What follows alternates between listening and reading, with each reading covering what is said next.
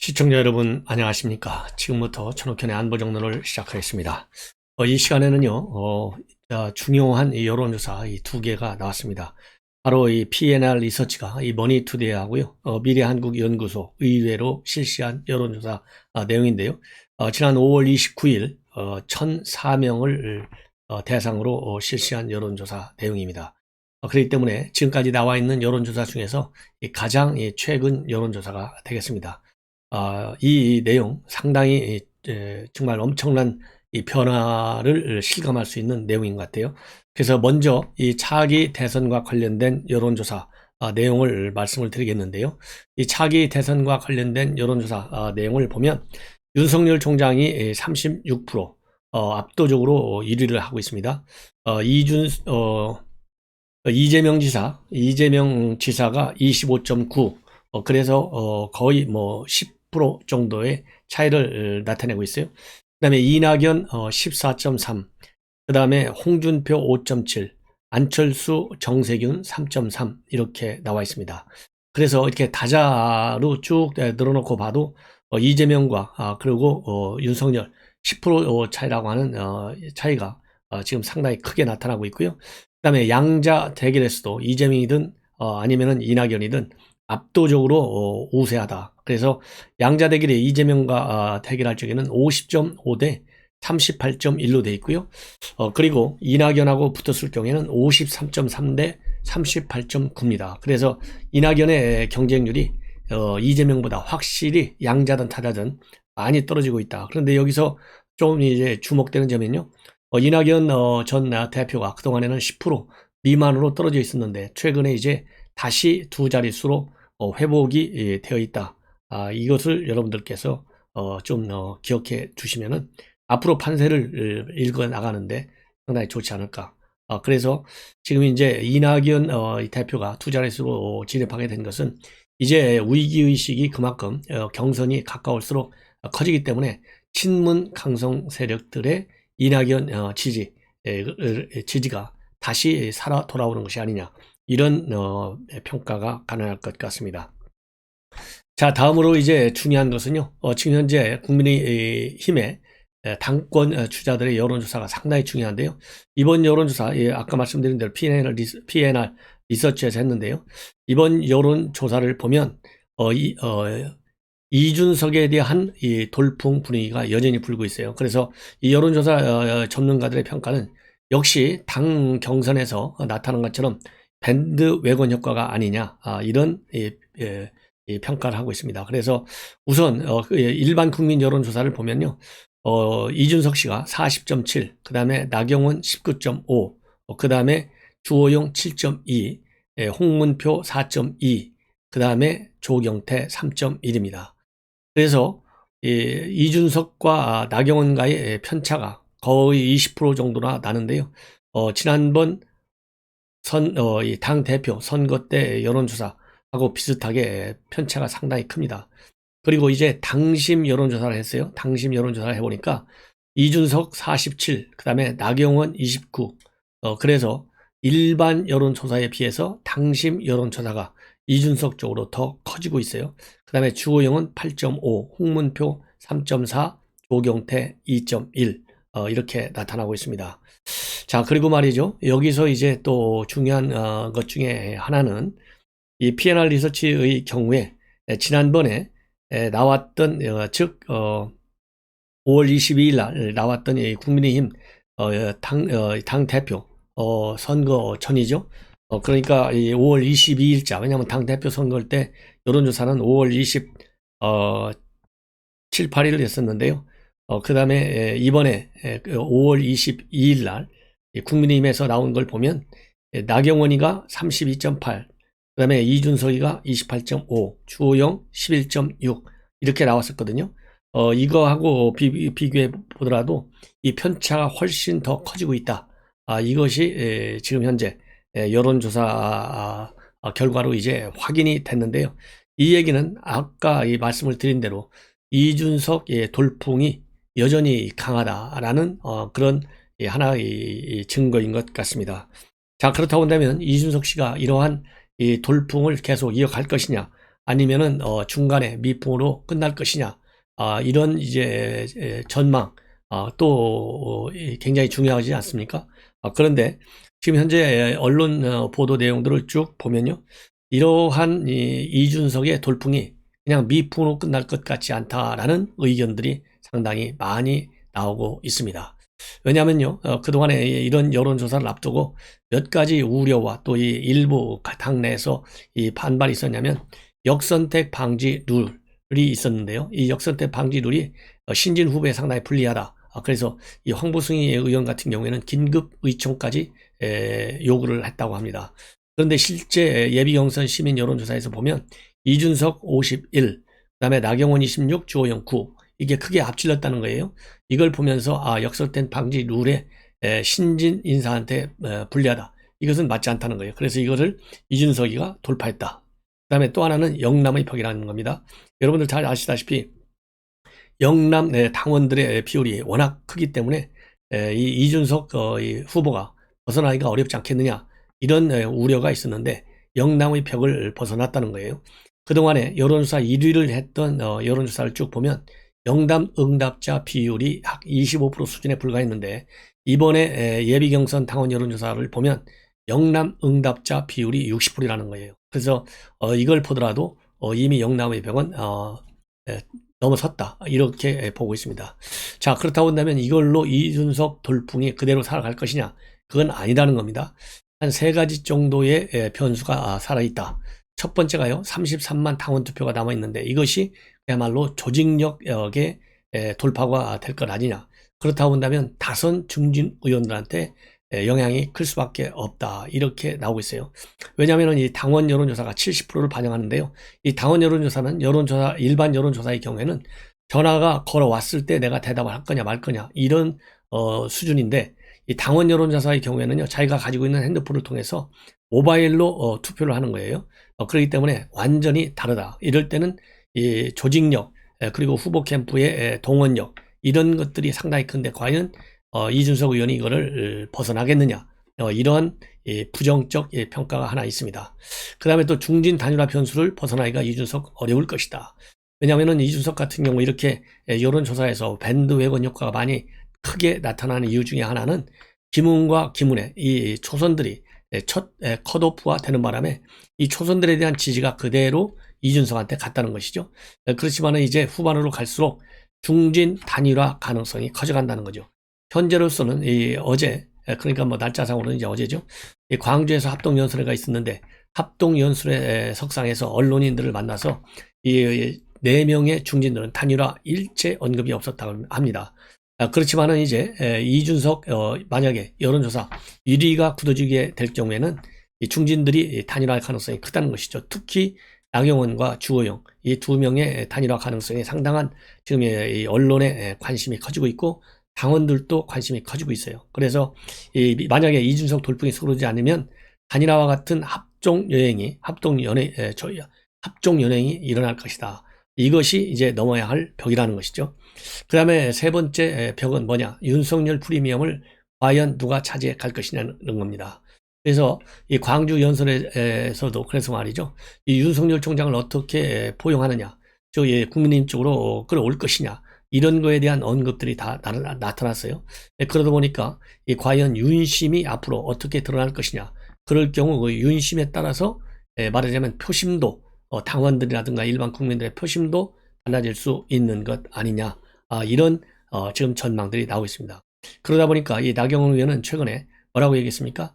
국민의힘 대선 열차는 이 7월부터가 아니다, 9월 달에 추석 이후에 하겠다. 그래야만이 윤총장 연입, 또 이 최재형이라든가 김동연, 이런 잠룡들의 영입에 상당히 유리하다는 것이죠.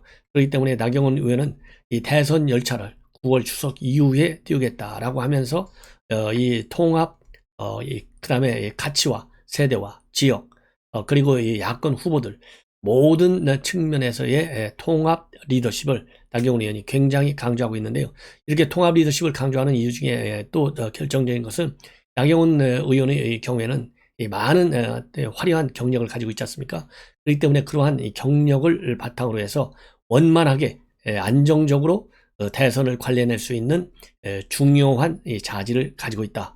이런 걸 통해서 이번 지금 현재 이준석과 나경원 어느 여론조사에서나 1등, 2등으로 지금 되어 있지 않습니까? 그래서 이거를 뒤집기 위한 작전이 하나로 이 통합 가치론, 통합론을 절대적으로 지금 강조하는 것 같습니다. 자, 이렇게 해서요. 지금 여론조사 관련 사항을 말씀을 드렸는데, 자, 그렇다고 한다면 이번 광주 첫 번째 합동연설에서 나타나고 있는 후보별 특징을 보면요. 이준석 후보의 경우에는 당의 민주적 운영을 강조하고 있고요. 그리고 나경원 후보의 경우에는 통합을 굉장히 강조하고 있습니다. 시종일관 나경원 후보의 경우에는 통합을 강조하고 있는데, 그것은 제가 방금 전에 말씀드린 대로 이 다양한 당의 정치 활동의 경험, 그리고 사선이라고 하는 다선 경력을 가지고 있는 분이기 때문에 이러한 이 통합을 많이 얘기하고 있고요. 그 다음에 통합을 또 얘기하는 이유 중에 하나는 문재인 정권의 큰 실정 중에 하나가 뭡니까? 우리 국민을 이 좌파냐, 진보 좌파냐, 아니면 보수 우파냐 이렇게 양분시켰지 않습니까? 모든 정치의 시작과 끝은 이 문재인 정권의 경우에 분열 정치예요. 그런 이 분열 정치에 우리 국민들이 얼마나 지금 필요합니까? 그렇기 때문에 그런 차별성, 그런 측면에서의 내년 대선을 앞두고 이 심판론을 앞세워야 된다. 그러려면은 이 통합 개념이 우리 국민들, 당원은 물론이고 이 상당히 어필할 수 있는 개념이 아니냐. 그런 측면에서 통합을 강조하고 있는 것 같습니다. 그래서 지역적으로 통합, 또 이 세대 간의 통합, 또 이 가치 통합, 여기서 얘기하는 이 가치라고 하는 것은 자유민주주의와 이 시장경제라고 하는 헌법적 가치를 기반으로 한 통합이겠죠. 그래서 이 공정이라든가 정의라든가 이렇게 지금 현재 이 정상적인 개념들이 문재인 정권에 들어와서 완전히 자기네들의 유리하게만, 즉 내로남불식으로 일방적으로 정의가 되고 있어요. 그런 정의는 용납할 수 없다는 것이죠. 그래서 가치를 하나로 통합하겠다. 그 다음에 계층 간의 이 격차, 즉 양극화가 지금 우리 대한민국이 직면하고 있는 굉장히 강한 문제점이 아니겠습니까? 그런 측면에서의 이 계층 총합인 것이죠. 그래야 모든 국민이 하나로 통합돼. 그리고 이 통합을 바탕으로 해서 정권을 교체하겠다. 이것이 나경원 의원이 강조하는 통합 정치의 실체가 아닌가 하는 생각이 들어요.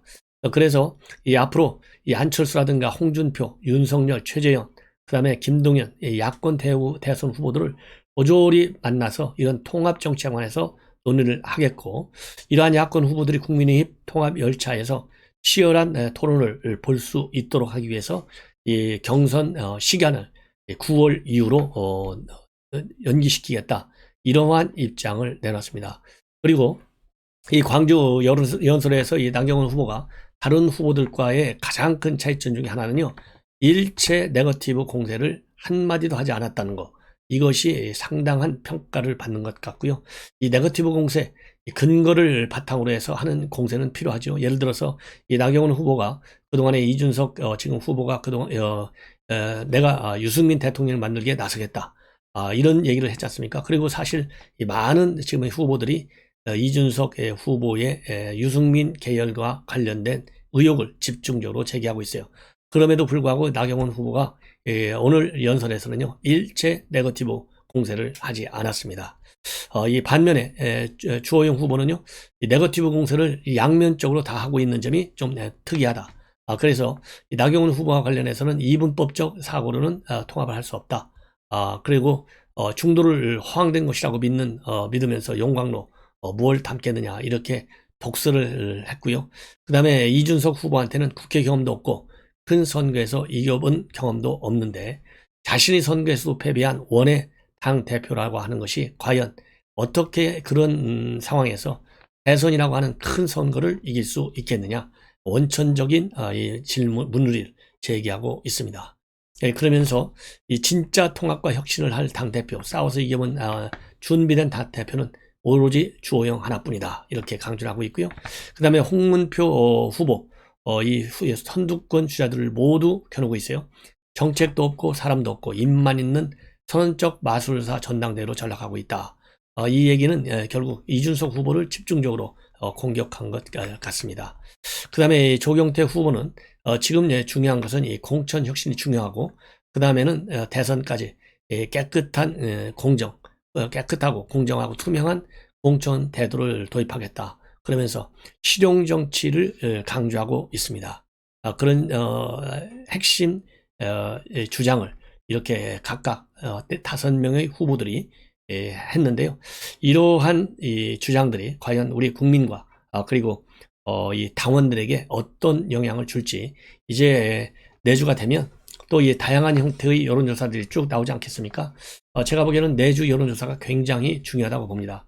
밴드웨건 효과라는 것을 무시할 수 없는 것이 현실이지 않습니까? 그렇기 때문에 내주에 나오는 여론조사를 앞두고 이 후보들 특히 1등을 하고 있는 이준석과 그 다음에 역전극을 노리고 있는 나경원 후보의 메시지 상당히 중요하지 않을까 하는 생각이 듭니다. 자, 그 다음에는요, 이렇게 이준석 돌풍이 일어나다 보니까요, 이런 야당의 돌풍이 여당과, 즉, 여당, 그리고 준여당인 청년정의당에까지 많은 파장을 일으키고 있어요. 그러다 보니까 여당 내 이 김남석, 나이대가 비슷하죠. 이준석하고 둘이서 이 페북을 통해서 주거니 받거니 하는 그런 이 호의적 댓글을 달고 있고요. 특히 김남국 의원은 이준석 후보가 말하자면 뭐라고 썼냐면은 최근에 구역 스크린도어 사망 사고 5주기 현장을 다녀왔다. 이런 이 글을 김남국 의원이 올렸어요. 여기에 멋집니다. 댓글을 딱 5자로 4자로 딱 올리니까 거기에 장문의 댓글을 통해서 지금 현재 민주당이 직면하고 있는 몇 가지 문제들, 현안들을 공개하고 나섰습니다. 그래서 상당히 영향을 주고 있는 것이 분명한 것 같고요. 왜냐하면은 이 김남국 의원의 글에서는 뭘 지적하고 있냐면 자기네가 직면하고 있는 문제점들을 지적하고 있어요. 청년 의원들, 청년 당원들, 그리고 청년들을 대상으로 해서 예를 들어서 청년들에게 문을 활짝 열고 마음껏 도전할 수 있는 정당이 될 수 있도록 당헌 당규 개정을 놓고 논의 중이다. 이런 논의 중인 안건을 공개하고 있고, 그 다음에 예비경선 컷오프를 중앙위원회 하는 문제, 전당대회 선거 출마하면 2, 3억씩 쓰는 고비용의 문제, 대의원과 권린당의 표 가치 차이가 약 25대 1인 문제, 이런 여러 가지 민주당이 직면하고 있는 문제점들을 이 대댓글을 통해서 올려놓고 있고요. 그 다음에 청년정의당에서는 이준석 씨와 비슷한 연배인 유호정 의원, 그 다음에는 장혜영 의원, 이런 분들이 대통령의 나이를 이제 40세로 고정시키는 거 있는데, 이 관련 이 헌법 개정을 해야 된다. 이런 주장을 하고 있습니다. 자, 이렇게 해서 이 나경원, 그 다음에 이준석, 그 다음에 주호영, 홍문표, 조경태, 국민의힘 당대표 출마자들과 관련된 뉴스를 정리해 드렸고요. 이번에는 이제 조국과 관련된 뉴스를 간략하게 여러분들께 보도해 드리도록 하겠습니다. 왜냐하면 이제 내일이면요, 6월 1일이면 이 책자가 나옵니다. 조국의 시간이라고 하는 책자가 나오는데, 이 책자가 지금 현재 여권 내 많은 파장을 불러일으키고 있어요. 왜 그러냐면 지금 시기적으로 보면 제가 이 모두에서 말씀을 드린 대로 윤석열 총장에 대한 여론의 지지가 상당히 높게 형성되어 있고 이제 고착화되는 추세를 보이고 있어요. 이런 상황에서 이번에 지금 일어나고 있는 이준석 돌풍이랄까요? 이것이 또 상당한 지금 현재 영향을 주고 있고 이 폭발적인 뭐라 그럴까요?